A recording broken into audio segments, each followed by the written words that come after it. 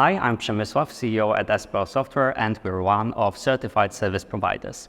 First of all, you get access to this wonderful network of individuals, of companies working on similar projects. You can always ask for a second expert opinion. You can create a working group.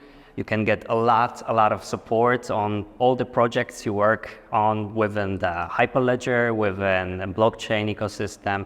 So that's really helpful. And of course, you can participate in Member Summit once a year, which is like 2 or 3 days packed with knowledge, information, and fantastic relationships. We're following up on trends, especially around fintech, banking, CBDCs.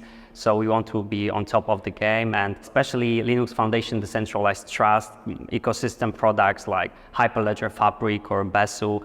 This is definitely what central banks or big organizations, big businesses looking for. It's something we wanted to explore and products we wanted to work with. Other members and participants and maintainers, these people are extremely helpful and extremely collaborative. On each step we take across the ecosystem, we found good people that want to work on the products, that want to help, want to support what we're working on. So, I find it extremely helpful.